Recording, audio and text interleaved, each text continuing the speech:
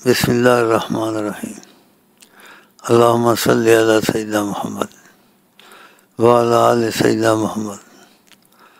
تم جب اکٹھے ہوتے ہو تو تم لوگوں میں شیطان گھس جاتا ہے اور بعض ذاتیات کو لا کے آپس میں بغض اور عداوت پیدا کرتے ہو، اور نبی کریم صلی اللہ علیہ وسلم کی بات کی اہمیت بھول جاتے ہو، تو پھر یہ وظیفے تمہارے پڑھنے سے کیا فائدہ ہے جب ان کی بات کی اہمیت نہیں ہے؟ آپ نے کہا تم سب ایمان والے نہیں ہو سکتے، کتنی دفعہ دہرایا، جب تک تمہارے آپس میں محبت نہیں ہوگی تو آپس میں جنت میں بھی نہیں جاؤ گے۔ جب آقا جی ایسے کہتے ہیں تو آپس میں محبت میں ہونے کا طریقہ ایک دوسرے سے درگزر کرنا، معافی دینا ہوتا ہے، یا ایک دوسرے سے بدلہ لینا، تانے دینا ہوتا ہے؟ تو نبی کریم کی تعلیم تو ایسے نہیں جیسے تم لوگ ایک دوسرے کو درگزر نہ کرنا اور ایک دوسرے کے مخالف دینا۔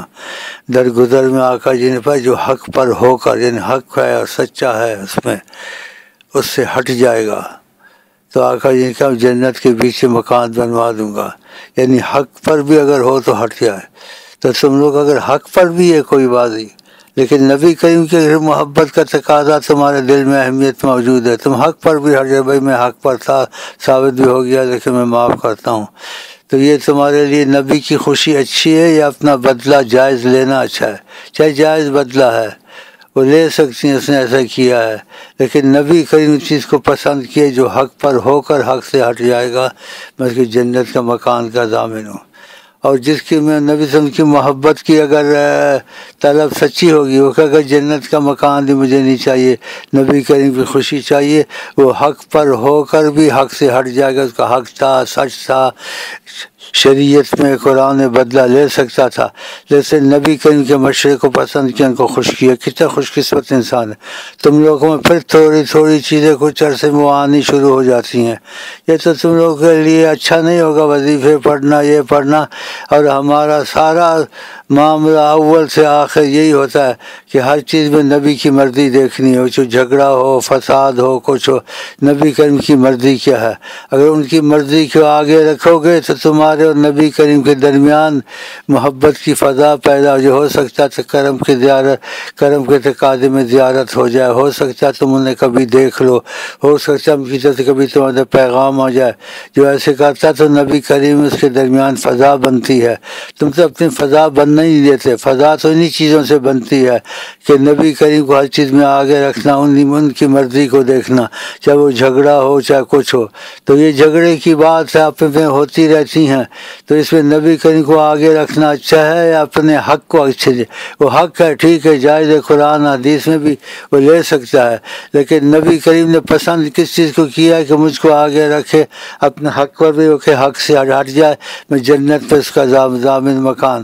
اور پھر یہ کہا کہ تم ایمان والے نہیں ہوتے جب تک کہ تمہاری آپس میں محبت نہیں ہوگی، پھر سے محبت بھی پیدا ہو جاتی ہے۔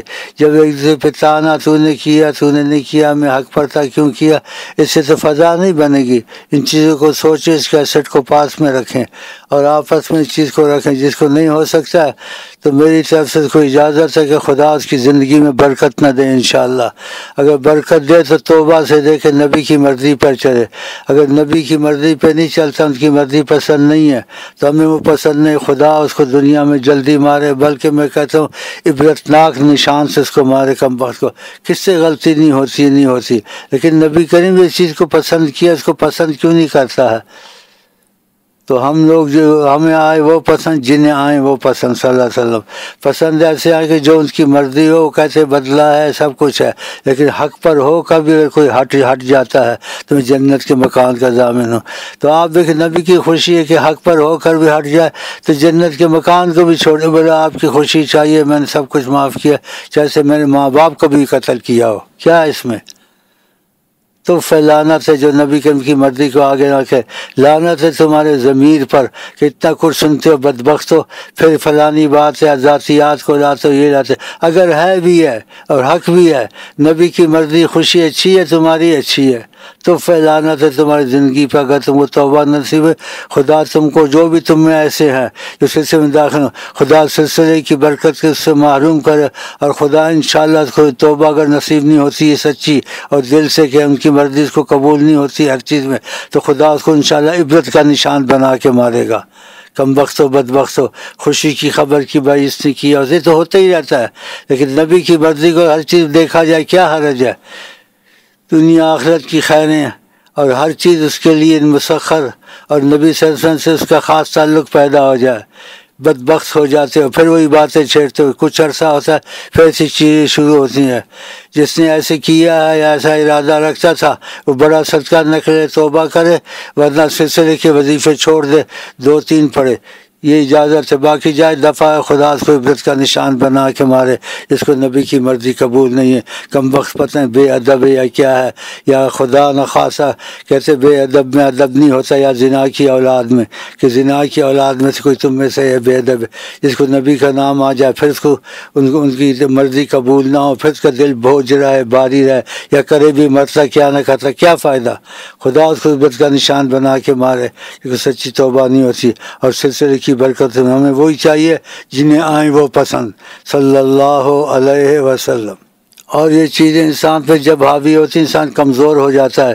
جب وظیفوں میں لاپرواہی ہو جائے, نماز میں آگے پیچھے ہو جائے. آپ کو پتہ ہے کہ زنا قتل کبیرہ گناہ ہے, کفر نہیں ہے. نماز چھوڑنا آقا جی نے کفر کہا ہے, یہ زنا قتل سے زیادہ ہے.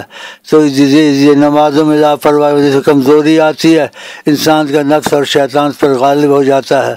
اور نبی صلی اللہ علیہ وسلم بدگمانی سے منع کیا ہے کہ بدگمانی سے جھوٹی کوئی چیز نہیں ہے.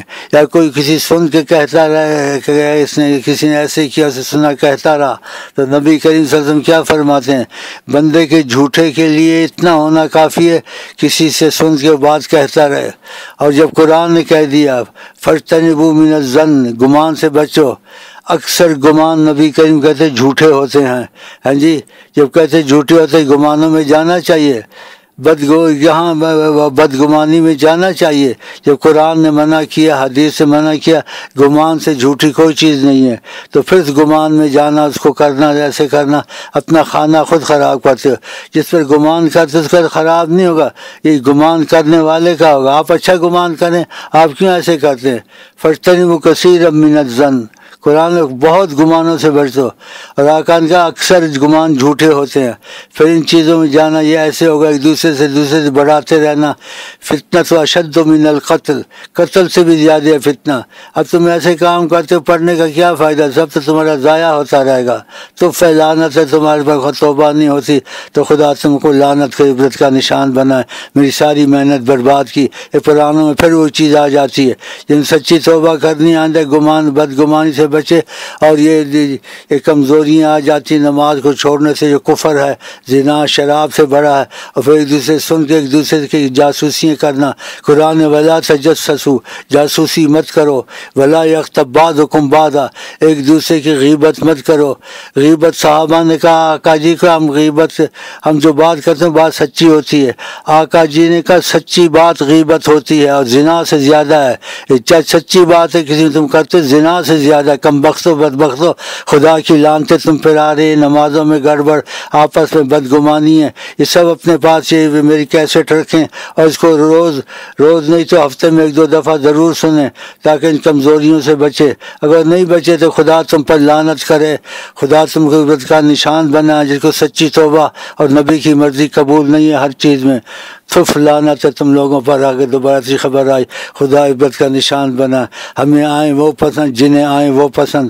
ہمارا آخری فیصلہ یہی ہے, ہم ان کی مرضی ہر چیز میں چاہتے ہیں. اور جو چاہتا ہے تو سچ کا بڑا نکالے, آئندہ سچی توبہ کرے اور کسی کے معاملے میں دخل کیا ہے نہیں کیا ہے وہ بھرے گا. اسے اللہ کو معاف کر دے, اللہ اس کو پکڑے. آقا جی کہتے اس کے لیے خوشخبری ہے جو اپنے عیب دیکھتا ہے کسی کے نہیں دیکھتا ہے. تو نبی کی بات قبول نہیں, تم اپنے دیکھو, دوسرے کے کیوں دیکھتے ہو سکتا ہے خدا کو بخش دے, ہو سکتا ہے خدا نہ بخشے. تو آپ کا توبہ خوشخبری اس کے لیے جس کا خود کا عیب اس کو مشغول کرے، دوسرے کے عیب کو نہیں دیکھتا ہے۔ اگر دیکھ بھی لے نبی کریم کا، من ستر مسلمان سترہ اللہ، خدا اس کو قیامت میں پردہ دے گا جس نے کسی مسلمان کا عیب ڈھکا۔ اور تم لوگ پردے اٹھاتے ہو، یہ کرتے ہو۔ یہ کیسٹ پاس رکھیں اور اکثر بھائیوں کو تقسیم کر دیں، بولے اس کو ہفتے میں نہیں تو مہینے میں 2 دفعہ ضرور سنیں اور اس پر عمل کی کوشش کریں اور توبہ کی توفیق خدا سے مانگے، اور یہ سب جگہ اس کیسٹ کو پھیلائیں۔ بہت مجھے دکھ دیا، اگر دوبارہ ایسے دکھ دیا خدا تم لوگوں کو عبرتناک موت مارے، تمہارے وظیفے قبول نہ کرے۔ جس کو نبی کی مرضی قبول نہیں ہے اور سچی توبہ نہیں کرتا ہے تو خدا اس کو عبرت کا نشان بنائے گا۔ ہمارے سلسلے سے وہ بار ہے، وظیفے پڑھے نہ پڑھے اس کو ہم نے نکال دیا ہے انشاءاللہ تعالی۔ لوگوں کے معاملے میں بھی دخل دیتے ہو، ادھر بھی دخل دیتے ہو اور آپس میں سرگوشیاں کرتے ہو، بدبخت ہو رہے ہو۔ ہمیں ایک بات پسند ہے، یہ 2 باتوں سے میں نہیں چاہتا کوئی نکل جائے تو میرا اس سے کوئی تعلق نہیں، انشاءاللہ سلسلے سے خارج ہے، خدا اس کو عبرت کا نشان بنا کے مارے گا۔ ہمیں آئے وہ پسند جنہیں آئیں وہ پسند صلی اللہ علیہ وسلم۔ اگر اور ہر چیز میں ان کی مرضی چاہتے ہیں، اور جو ان کی مرضی نہیں چاہتا ہر چیز میں کرتا ہے تو وہ بور سے کرتا ہے، خدا اس کو بھی سارے عبرت کا نشان بنائے گا۔ ہمارا آخری فیصلہ، ہمیں آئے وہ پسند جنہیں آئیں وہ پسند صلی اللہ علیہ وسلم۔ ہم عشق کے بندے ہیں، کیوں بات بڑائی ہے، کرنا ہے ہمیں وہی اللہ جو من میں سمائی ہے صلی اللہ علیہ وسلم، صلی اللہ علیہ